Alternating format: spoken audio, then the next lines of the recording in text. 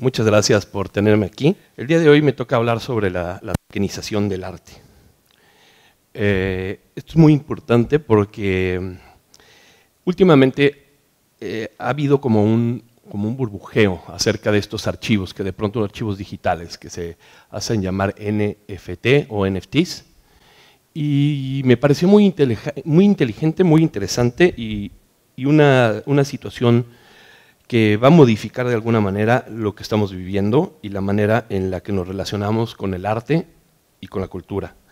Primero que nada quiero explicarles un poco qué es un NFT, es un archivo digital único e inmutable, un token no fungible.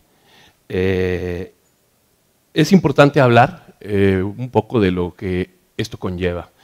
A partir de la generación de las criptomonedas y de toda esta situación, hubo un cambio de paradigmas y de entendimiento a partir de un protocolo. Ojo, un NFT no es una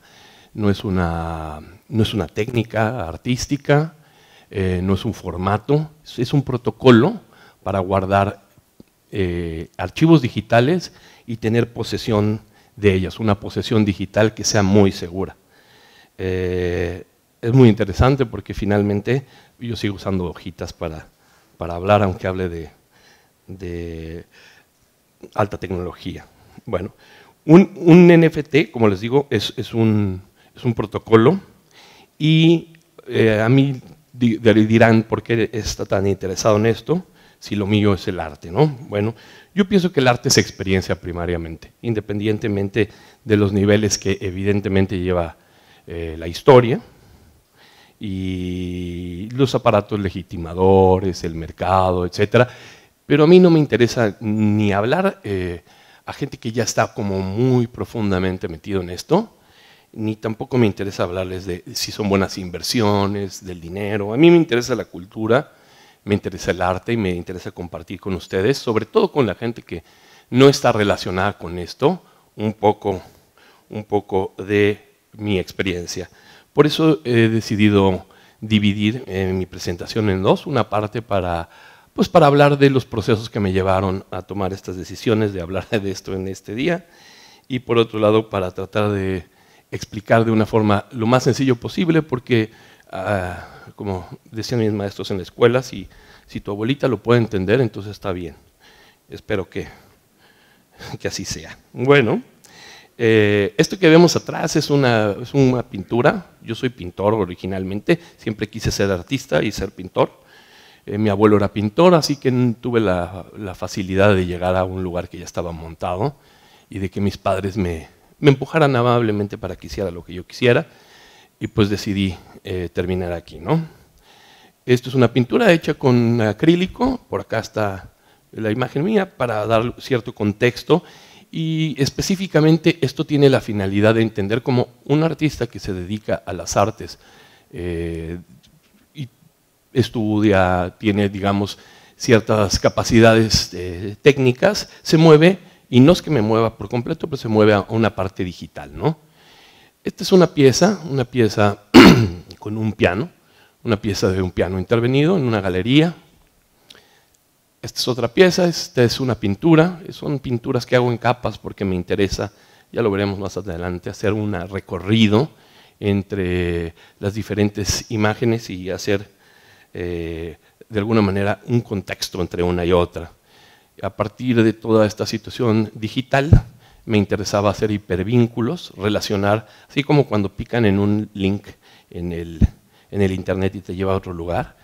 Así me interesaba hacer las cosas con los libros, porque finalmente todo lo que vemos en internet está escrito, o sea, toda esa información está escrita y me parecía que había mucha relación con los libros. Esto es lo mismo. Y empecé a hacer, esto es muy similar a lo del piano, y entonces empecé a meter esta parte del lenguaje, del libro, etcétera, hasta llegar a estas situaciones como arquitectónicas, ¿no? Aquí una imagen de alguna manera que compacta un poco lo que he estado hablando, y de pronto piezas que van hacia otro lugar, ¿no? ¿Por qué? Porque también he trabajado haciendo mucho trabajo conceptual, sobre todo con el cuerpo. Esta es una obra que En 49 días, con el uso de sustancias, modifiqué mi cuerpo. Estos son unos dibujos sobre el mismo cuerpo. Quité, rasuré la barba, las cejas, el pelo del pecho y lo dibujé con una pluma Bic, se llama Simulation y trata de eso, de lo mismo de que habla el arte, de la simulación.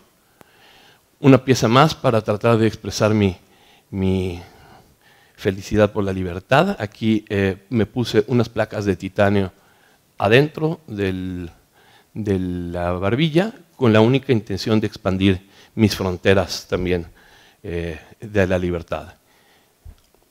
Casi terminando, bueno, una pieza se llama Unborn, Nonato.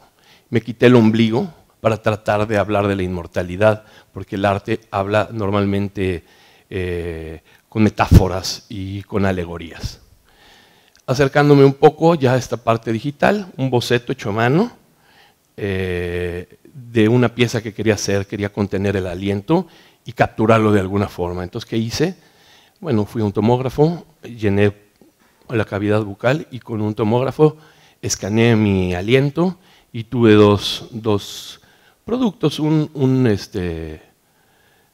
imagen donde se ve claramente la cavidad llena de aire y luego tomé ese objeto y lo mandé a imprimir físicamente al 350%, que es esto, que tenemos aquí una burbuja de aire adentro de una boca que hice en el 2006. Bueno, ya me estoy acercando un poco a lo que realmente es mi interés. Empecé a trabajar este tipo de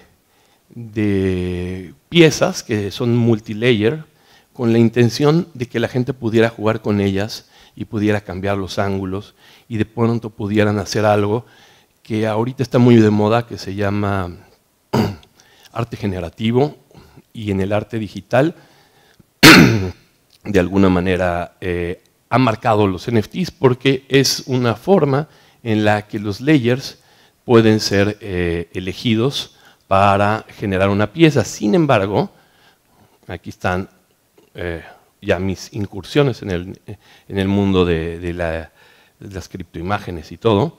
Sin embargo, uno no elige las imágenes que saldrán. Esto está muy interesante porque de esta manera el artista selecciona lo que puede determinar la computadora y el paso final lo hace la computadora al momento que hace un mint de estas piezas, ¿no? ¿Qué es lo que sucede? Que hay una colaboración entre el artista y el espectador. Bueno, ahora sí empezamos un poco. No todas las artes han tenido las mismas suertes. Si hablamos con nuestro vecino, con algún amigo que probablemente no hable o no conozca mucho de artes visuales y preguntamos sobre música, estoy seguro que sabrá ritmos, sabrá artistas, sabrá composiciones, podrá hablarnos hasta de fechas. ¿Por qué? Pues porque la música tuvo una posibilidad que algunas otras artes no tuvieron en su momento y que finalmente se empiezan a democratizar. La música tuvo como compañero al fonógrafo, a los tracks en LP, a los cassettes, etcétera, y ahora las plataformas digitales. Esto nos da algo espectacular porque la gente ha vivido con música porque ha tenido el chance de vivir con esto, ¿no? Entonces, a partir de esto es que de pronto se llenan estadios. Y bueno, esta misma suerte pasó con la fotografía. Cuando llegó la fotografía, modificó todo. Por ejemplo, el cine parte de este punto. Y a partir de esto es que tuvimos VHS, DVDs, etc. Yo sé que se van de pronto un poco alejado de lo que estamos pensando ahorita como súper alta tecnología, pero en su momento así lo fue. Entonces, cuando hablamos del arte, hay que entender para qué funcionaba el arte, las artes visuales, específicamente la pintura, que en algún momento funcionó para evangelizar. La gente no sabía leer y muchas iglesias utilizaban esto para poder relacionar a la gente con ciertos textos. Por otro lado, la monarquía, la corona, la burguesía, o para ciertos eventos históricos, fue importantísima la pintura, cosa que fue sustituida posteriormente por la foto. Pues la foto cumplió con esta función de forma quizá más inmediata. Y bueno, la fotografía tuvo esta situación de terminar finalmente documentando muchos eventos, y le costó un poco de trabajo entrar al mundo del arte hasta mediados más o menos del siglo XX, es que ya empezaban a la primera mitad, o sea, a finales de la primera mitad ya estaba mucho más relacionado. Pero ¿qué cambió con esto? También cambió directamente la pintura y con ello todas las artes. Todas las vanguardias del siglo XX fueron modificadas a partir de la foto. ¿Y a dónde voy con esto? Bueno, con el uso de estas tecnologías, ¿qué se garantiza? El NFT permite que una persona tenga un archivo digital y tenga posesión completa de la pieza sin que puedan pirateársela, sin que de alguna manera la gente la pueda bajar, y de alguna forma esto democratiza el arte y reduce de alguna manera esto que se llamaba contracultura, que era cuando alguien estaba haciendo cultura, pero no estaba dentro del establishment. Hoy, los espacios digitales, la gente que produce NFTs, incluso las redes sociales han ayudado en gran medida a que las artes visuales estén más al alcance de la gente. Porque yo recuerdo en algún momento de mis años, de la segunda mitad de los 20, que la gente no entendía por qué me dedicaba al arte y solo la gente que estaba muy especializada tenía el chance de poder platicar con ellos. Hoy pienso que eso se ha reducido en gran medida y de pronto plataformas como Tumblr, que ha desaparecido, o como Instagram han funcionado de alguna manera, democratizando esto a los ojos de un público que quizá no es un público conocedor, y de ahí hay un paso a poder entrar, quizá de pronto ir a un show en un museo o a poder entender un poco más lo que está sucediendo, ¿no? Todo esto de alguna manera no sustituye, es decir, cuando ustedes acceden a un NFT, no sustituye las pinturas, no sustituye las esculturas. Sin embargo, dan la posibilidad de que haya una lateralidad en las artes. Sin embargo, hay artistas que siempre han trabajado en esto, en artes visuales. Y por ejemplo, en Tumblr había gente que subía muchos GIFs y desarrollaron realmente un tipo de trabajo artístico muy, muy sustentable, muy sólido, que no tenía salida porque no había posesión digital garantizada, nadie iba a pagar por un GIF, y hay grandes artistas que durante mucho tiempo, sobre todo la primera década del siglo XXI y un siglo anterior donde la computación estaba muy fuerte y empezaba el internet, pues no podían vivir de esto. Hoy, de alguna forma, este panorama ha cambiado. ¿Y qué es lo que nos trajo aquí? Bueno, en el 2021 específicamente, un artista vendió una pieza en 69 millones de dólares. Una pieza que son imágenes digitales, y es justamente aquí donde nos damos cuenta de que este protocolo sí funciona, porque si no, esa pieza habría desaparecido ya hace mucho tiempo. Se habría bajado de lo que llaman blockchain, que es de la misma manera en la que funciona Bitcoin y Ethereum, algunas otras criptomonedas. Simplemente se utilizó la tecnología para hospedar una imagen y de esta manera democratizarlo. Hay muchas dudas al respecto cuando se habla de dinero, cosa que a mí no me interesa tanto, ¿no? De pronto vemos este numerote, pero por otro lado, esto de alguna manera está permitiendo que la gente consuma mucho más arte, y no me refiero al consumo económico. Pienso que hay dos tipos de consumo: un consumo intelectual, que para mí es el más importante, y posteriormente, si alguien quiere pagar, que es importante porque los artistas vivimos de la misma manera que vive un abogado o un contador, pueden vender las piezas. Entonces hoy, de alguna forma, algunas personas que están intentando quizá hacer una carrera como artistas o artistas importantes, ya no le están dando tanto peso a ciertos espacios, aunque los espacios como los museos y las galerías y todo sí legitiman cierta parte del comportamiento de las artes. Por otro lado, estamos viendo gente que surge de pronto en una red social y sin pasar por un aparato legitimador como la galería o el museo o el centro cultural, termina haciendo una venta de esta magnitud, y posteriormente, evidentemente, el museo, la galería, el espacio cultural lo adopta. A mí me parece que esto es muy importante y hay 3 libros básicos que yo recomiendo al respecto. No son libros nuevos porque no hablan necesariamente de la tecnología, son libros más relacionados a la filosofía. Y uno es de La ligereza de Gilles Lipovetsky, un libro que nos acerca a la manera en la que hoy se nos presenta toda la vida cotidiana de manera más fácil, aunque tenga una carga tecnológica muy fuerte o culturalmente muy fuerte.